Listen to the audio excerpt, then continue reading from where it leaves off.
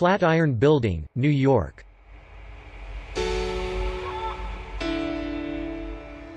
The Flatiron Building is one of the most famous historic landmarks in New York. The iconic 21-story building, best known for its triangular shape, was one of the early spectacular high-rises that have come to define Manhattan.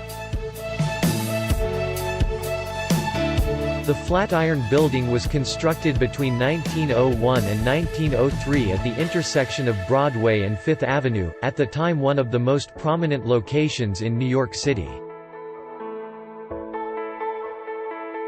It is situated near Madison Square at the end of the Ladies' Mile, one of Manhattan's most important shopping districts at the turn of the 19th century.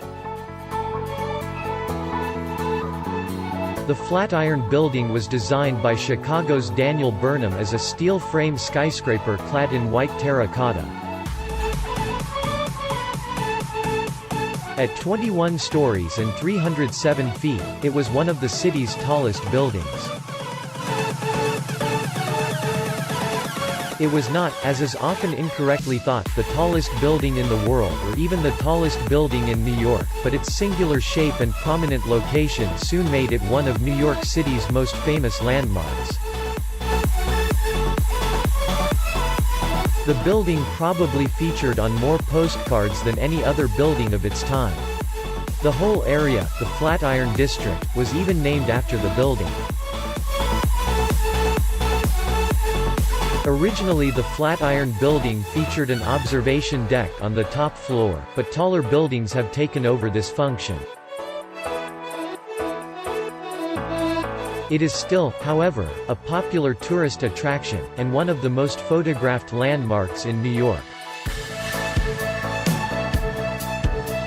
Built as the headquarters of the Fuller Construction Company, the skyscraper was meant to be named Fuller Building. But locals soon dubbed it Flatiron after its unusual shape caused by the triangular plot.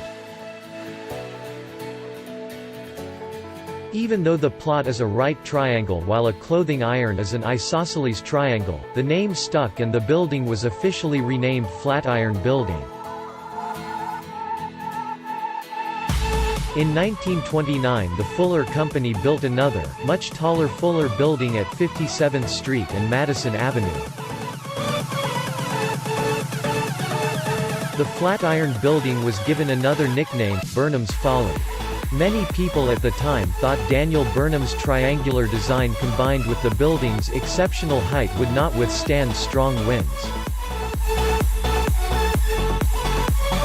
Some were even speculating how far the building's debris would spread after falling over.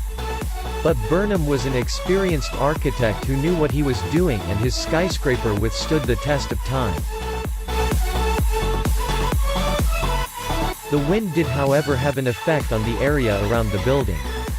The so-called downdraft effect causes the wind to increase in speed at the foot of the Flatiron.